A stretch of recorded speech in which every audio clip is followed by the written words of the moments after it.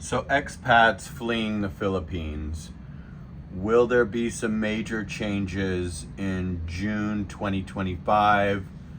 And will that drastically affect the tourist visa of just popping in to the Philippines, getting 30 days upon arrival, which will now turn to 59 days, and then just continually going in and renewing. When I arrived here in 2022, I got 30 days upon arrival. Then I went in, I grabbed another 30-day extension. Then after that 30-day extension, I got a 6-month extension and an ACR card, which is like an alien certificate registration or whatever the hell it's called. And that's sort of your Philippines ID. You can travel within the Philippines without bringing your beloved passport. You can get a bank account. You can get a driver's license. You can do a lot of things with the ACR card. That was about $200 roughly. Varies at different offices. Then I went back again after already having the card, and it was like $100 for the second 6 months, which is like, $15 a month to stay here, 50 cents a day. Amazing. And then now they've got me on 2-month intervals at the office I go to. They've said that there's another office somewhere in like, some obscure area where I can get 6 months. But I said, oh no, I'm totally cool with 2 months, no problem. But some news came out on, I think it's called Adventures in America. I think it's a Filipina that lives in America, if I'm not mistaken. I usually watch her and Jennifer Terry to get information about this stuff. And it says, that there's some big changes coming down. And now there's going to be a 59-day visa upon arrival, but then you need an exit clearance, if I'm understanding this correctly. And a lot of people are panicking. A lot of people are like, in the comment section, like, I just bought a condo, oh my God. And that's the exact thing. I was considering buying one of these cheaper condos, because you can't really finance out here. So you got to have all the cash up front. But I was thinking about buying a condo that's, the price of a Honda Accord in America.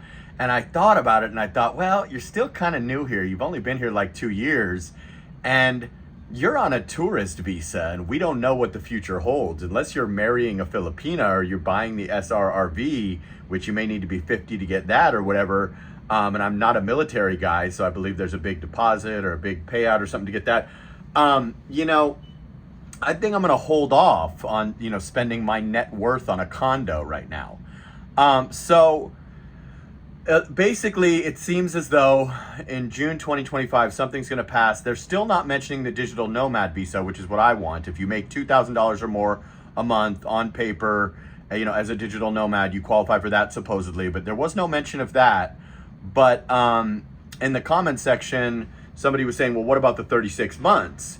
And the author, the big YouTuber that put it out said, there is no mention of continuing the 36 months. So, they were saying that'll be up to the discretion of the, the immigration officer or something. So now they're supposedly going to question you when you go in, and you can kind of prove your case, which, I don't like that idea. I love the way I can just breeze in and breeze out. I was so nervous the first time I ever came in, and, they didn't ask me for anything but a couple bucks and said, go on your way. They didn't ask for my bank balance. They didn't ask for my income. They didn't ask for, any type of information. Are you with a Filipina? What are you doing here? I assumed they would tell me to go home. But instead they were very, very, easy breezy in and out. So here's the comment. Every person here on a tourist visa wants to know about the 36-month rule. There's a guy, exactly. I'm buying a condo right now with this 5-year loan. This change would be awful if the 36-month rule is abandoned. And I agree. A lot of us out here are just breezing through on the 36-month thing. Nobody's getting the SRRV. Nobody's getting married. Nobody's doing anything but just going in and just paying $50 or whatever and getting a couple more months, or paying $200 and getting 6 months. So here's another comment. It would devastate tens of thousands of us. She never talks about, okay, let's not, why on earth would you, by buying a condo, a risky financial investment? Okay, so let's go back to where the author of this responds. Wait, did she delete her response? Wow. Well, she had responded and said there was no mention of the 36-month visa. I don't know if she deleted it or what, but I had a screenshot on the phone I'm recording this on, and she said there was no mention of the digital nomad visa, and there was no mention of whether or not, the 36-month rule was in place. There's people that are saying, it's 2 months and then you got to go away for 10 months. I don't see how that's possible. I don't know that that was part of it. This hasn't even been passed. We still got a good year to go. But, we do want to know if they're going to make it ultra easy the way it's been, where you just stay for 36 months and you could literally fly to the Singapore airport and then fly back, or fly home to your home country and see your parents for a week or a month and then rinse and repeat.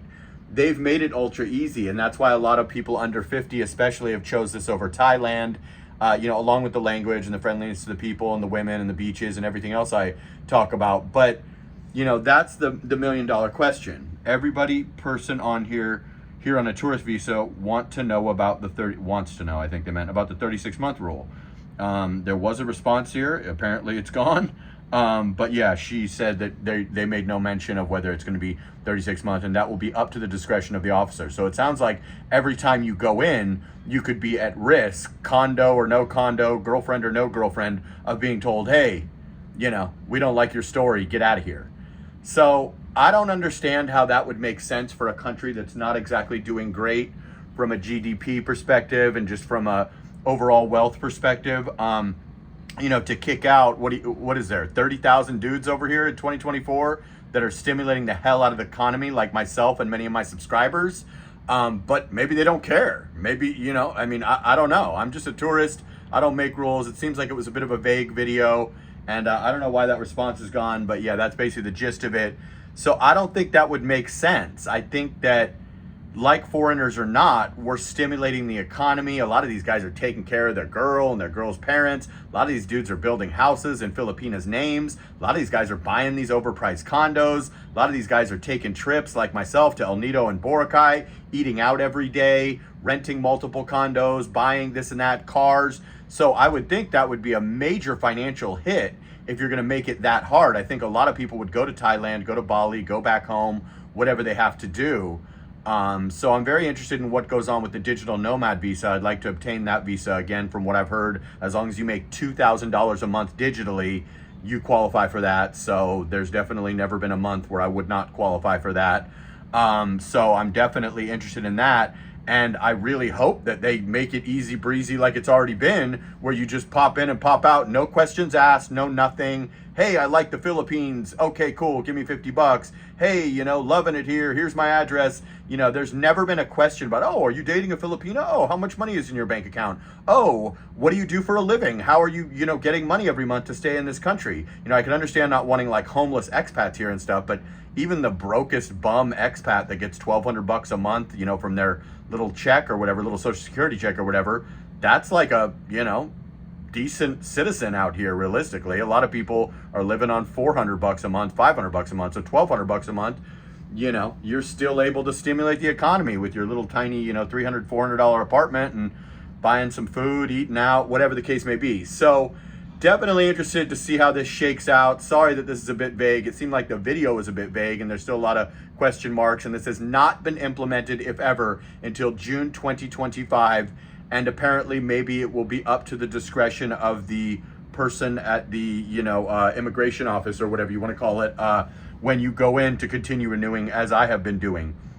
So June 2025, I'll be coming up on 3 years here. I'd be about due for a trip home to visit my father anyway, and probably sort out my storage unit if all is well for the next year. So no worries, but I think that's going to be very discouraging to expats. A, you might want to hold off on that condo purchase. B, I think that if they start making it tough like Thailand does for younger guys, or like some of these countries where they're real strict and you got to leave after 60 days, 90 days, and you can't just, fly to Thailand and fly straight back, or, all that stuff, I think that would be a major mistake for the Philippines economy. But what do I know?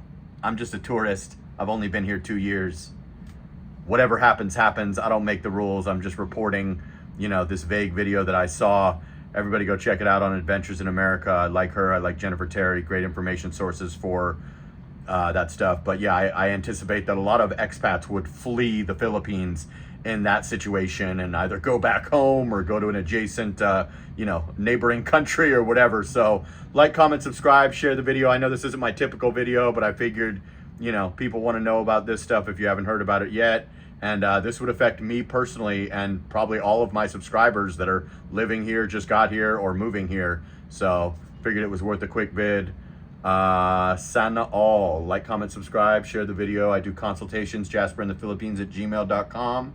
And I go live every day at 9 a.m. Manila time. All right, rest that bit.